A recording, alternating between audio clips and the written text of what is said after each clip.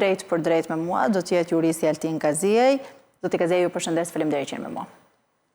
Faleminderit për ftesën. Kryekomisioneri Celi Bashi zbuloi sot, zoti Kaziej, në këtë tryezë se nga 135 parti të regjistruara, 84 prej tyre nuk e kanë dorëzuar raportin financiar për vitin 2024. Nëse flasim për një detyrim ligjor, pse nuk zbatohet? Po sinqerisht është lënë pak të themi në kuadër të vetë menaxhimit kjo gjë, me të drejtë apo pa të drejtë mbetet për të parë, po këto janë statistika deri diku që sjellin shqetësim për atë që është qëllimi i krijimit të një partie politike, e cila do duhet të bëjë aktivitet politik dhe do duhet pjesë kryesore të themi të qëllimit të vetë të ketë atë të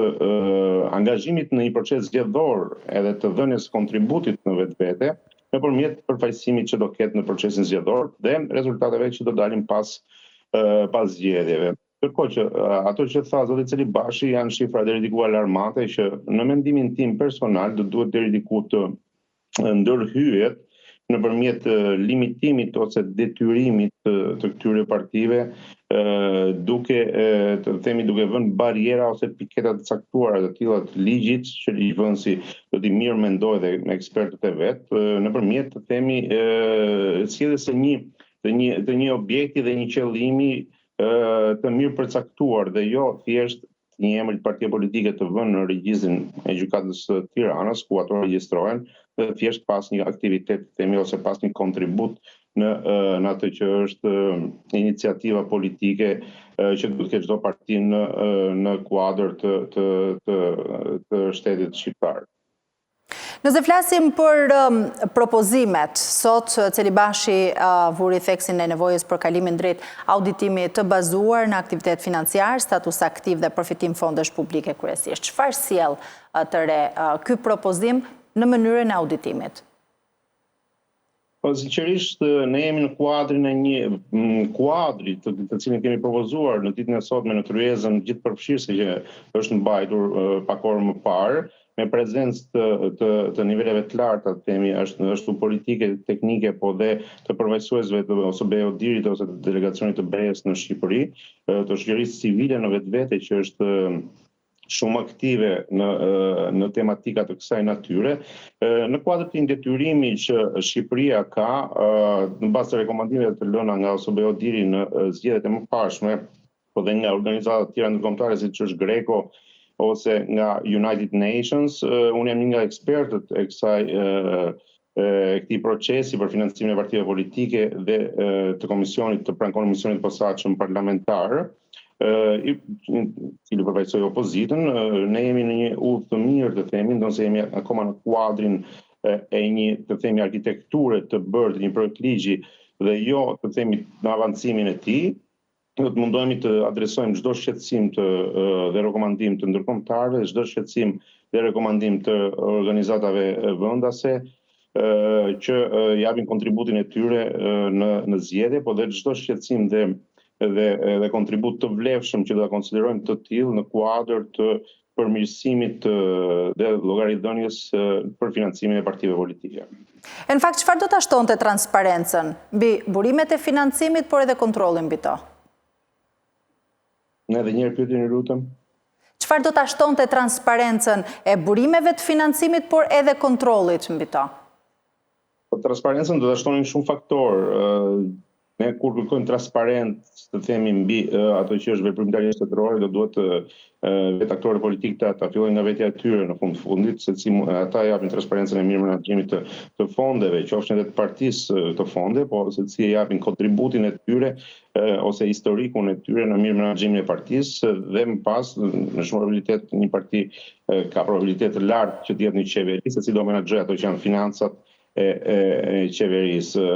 Ne do marrim praktikat më të mira ndërkombëtare, do marrim ekspertizën e vyer në këtë rast ose BE-dirit dhe ekspertizën e vyer të bashkimit të delegacionit të Bashkimit Evropian, i cili nuk ka qëndruar asnjëherë pasiv, përkundrazi dhe sot ishte përfaqësuar në nivel të lartë me ambasadorin zotin Gonzato. Kështu që janë disa piketa që ne do t'i vëmë në themel të këtij ligji në mënyrë që të bëjmë një produkt pranë Komisionit Parlamentar, një produkt të vlefshëm, në mënyrë që të tillë që shteti jonë të eci përpara në ato që janë reformat e konsoliduara dhe të kërkuara të themi tashmë nga Bashkimi Evropian. Sipas jush, zoti Kazia, kush duhet ta bëjë auditimin? Po kjo mbetet për të parë. Unë nuk unë them një qendrim personal në këtë moment për shkak se duke qenë dhe antari i këtij komisioni nuk mund të them një qendrim personal për shkak se janë diskutime që bën në brendësi të një komisioni dhe të një sa aktorëve të tij dhe propozimet e hedhura do të konsolidohen në moment që ne të kemi një draft të konsoliduar për ta hedhur në publik dhe për ta dërguar për Komisionit Parlamentar të Reformës Zgjedhore. E qartë, ndërkohë raporti i Othirit për zgjedhjet e 11 majit vuri në dukje edhe përdorimin e administratës nga partia në pushtet, duke shtuar se kjo në fakt është një pikë kyçe e cila do duhet të adresohet shpejt. Çfarë rregullimesh ligjore duhet të adresohen për ta eliminuar këtë fenomen? Po sinqerisht ajo që do ishte më optimale duke parë jo vetëm raportin e fundit të bërë nga të OSBE-ut, po të gjithë raportet që për gjitha zgjedhjet nga 2013 deri më sot janë të nxirra për sa i përket pjesës së përdorimit jo vetëm të administratës shtetërore si në kuadrin e burimeve njerëzore të administratës, po vetëm burimeve të themi financiare ose të burimeve teknike dhe materiale të administratës në vetvete. Kjo është totalisht, domethënë, e papranueshme në një shtet që kërkon të aderojë në Bashkimin Evropian. Ajo që duhet ta limitonte ta ishte totalisht të themi nga influenca të mundshme këtë përdorim do të ishte depolitizimi i administratës shtetërore. Gjë të cilën deri më sot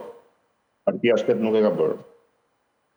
Ndërkohë, ambasadori i Bashkimit Evropian në këtë tryezë tha se reforma duhet të garantojë pluralizmin politik dhe të sigurojë edhe një fushë loje të barabartë për të gjithë aktorët. A do thotë kjo edhe një rishikim të formulës zgjedhore? Sinqerisht, ne deri në këtë moment që flasim bashkë për të qenë transparent me juve, jemi dhe lidhemi kryesisht për një produkt të caktuar, siç është ai i projektimit për financimin e partive politike. Kështu që nëse në vijim do kemi qendrime të natyrës ku do na kërkohet ekspertizë lidhur me eventualisht të themi iniciativa të tjera ligjvënëse, patjetër që do ju japim shpjegime për më tej.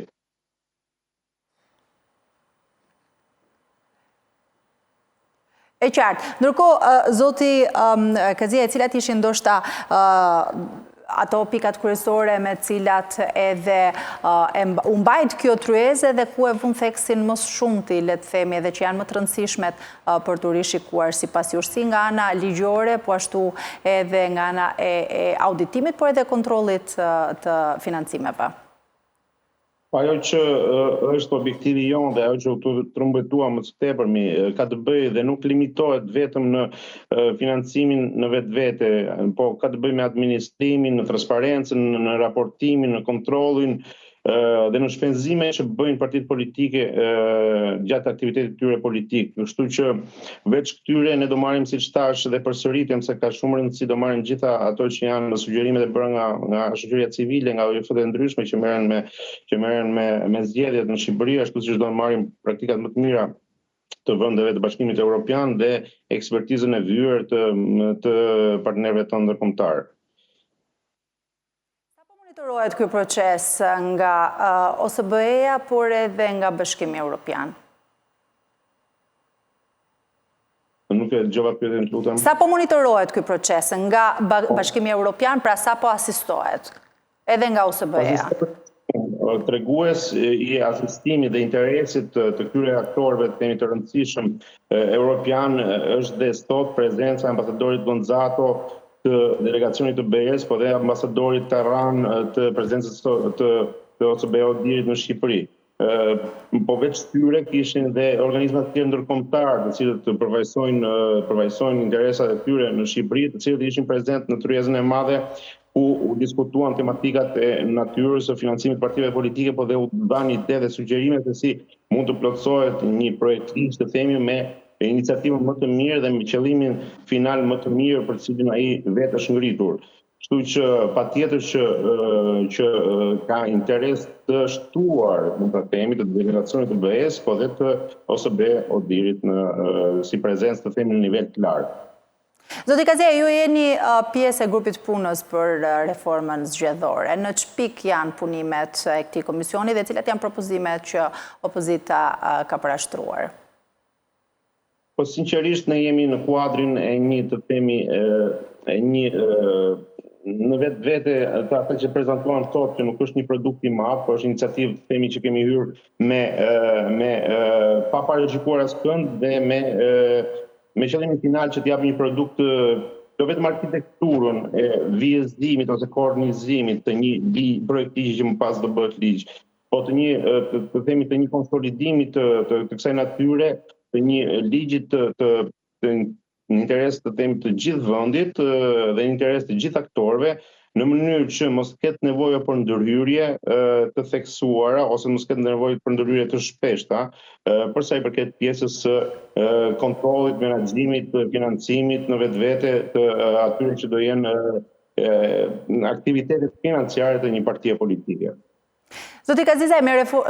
me reformën e re zgjedhore, nëse flasim për partitë e vogla, do të kenë fushën e barabartë, pra për atë që edhe për cilën është vënë theksi edhe nga ambasadori sot, do të kenë një fushë loje të barabartë me partitë e tjera, apo do të jenë edhe më të favorizuara? Po sinqerisht, pa devijuar në pyetjen tuaj, nuk më la një shije të mirë sot mos prezenca e partive të vogla në tryezë, ndërkohë që vendet e tyre ishin me emërtesat e partive përkatëse, karriget ishin bosh. Nuk më la një shije të mirë kjo, ndërkohë që ne të gjithë presim që dhe ata të japin kontributin e tyre në forcimin të themi e një ekspertize të konsoliduar të bërjes një projekt ligji, po dhe me shqetësime që ata mund të shfaqin në atë që kanë përjetuar ata dhe themi jo vetëm subjekti, po çdo përfaqësues i tyre në terren. Kështu që do ishte e udhës që ata të ishin pjesë e tavolina e këtyre tryezave të rëndësishme, do ishte e udhës që ata të propozonin të themi iniciativa të caktuara, ndryshime, shtime ose të themi shfuqizime të caktuar të ligjeve të caktuara, jo vetëm të financimit të partive politike, po në fakti ndodh që nuk jam prezent për këto tryeza, fatkeqësisht do të thosha, në mënyrë që i lën fushë të lirë partisë në pushtet që të veprojë dhe i lën Partisë Demokratike dhe Partisë Lirisë i lën boshliqe të caktuara duke mos u bërë bashkë dhe duke mos bashkuar forcat për të dhënë një produkt sa më optimal, themi. Se mendoni se vjen kjo? Mos ndoshta partitë e vogla nuk kanë besim tek reforma zgjedhore e cila po bëhet me konsensusin e dy partive të mëdha? Ata duhet të jenë në atë tryezë, se për çfarë vjen kjo, unë nuk di ta them, por fakti është që në atë tryezë nuk ishin vetëm dy forcat e mëdha, ishte Partia Liriste, ishte Partia Republikane, ishin ambasadorët ose BOD-it, ishte shoqëria civile. Pra, ata aty duhet të kishin gjetur momentin për të ngritur zërin e tyre nëse kishin në një paqartësi ose në një qëndrim pak a shumë nga kjo që ju deduktoni. Këtë gjë nuk di ta them me sinqeritet. E qartë. Mirë, zoti Kazia, faleminderit shumë që ishe në këtë komunikim të drejtë për drejtë. Faleminderit për ftesën.